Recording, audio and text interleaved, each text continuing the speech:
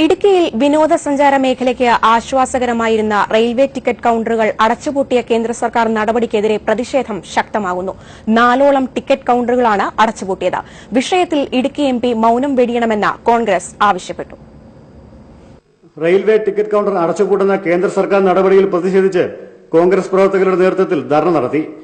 Railway line ഇല്ലാത്ത ജില്ലകളിലെ ജനങ്ങളുടെ ദുരിതമകറ്റാൻ പര്യാപ്തമായിരുന്ന ടിക്കറ്റ് കൌണ്ടറുകൾ പൂട്ടിയിട്ടും വിഷയത്തിൽ മൌനം പാലിക്കുന്ന ഇടുക്കി എംപിയുടെ നിലപാട് ദുരൂഹമാണെന്നും ധർണ ഉദ്ഘാടനം ചെയ്ത യൂത്ത് കോൺഗ്രസ് സംസ്ഥാന പ്രസിഡന്റ് ഡീൻ കുര്യാക്കോസ് പറഞ്ഞു.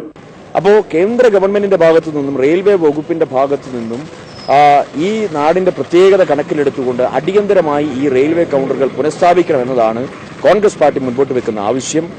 അത് നടപ്പിലാകുന്നതുവരെ ശക്തമായ പ്രക്ഷോഭങ്ങളുമായി പാർട്ടി മുൻപോട്ട് പോകും.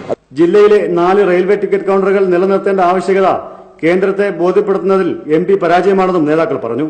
ടൂറിസം സീസണിൽ കുമളി പോസ്റ്റ് ഓഫീസിൽ പ്രവർത്തിച്ചിരുന്ന ടിക്കറ്റ് കൌണ്ടറിൽ 20 ലക്ഷം രൂപയുടെ ടിക്കറ്റുകൾ വിറ്റഴിച്ചിരുന്നു. റെയിൽവേക്ക് യാതൊരു ചെലവുകളും ഇല്ലാതെ പ്രവർത്തിച്ചിരുന്ന ടിക്കറ്റ് കൌണ്ടറുകളാണ് അടച്ചുപൂട്ടിയത്. ജയ്ഹിന്ദ് ന്യൂസ്, ഇടുക്കി.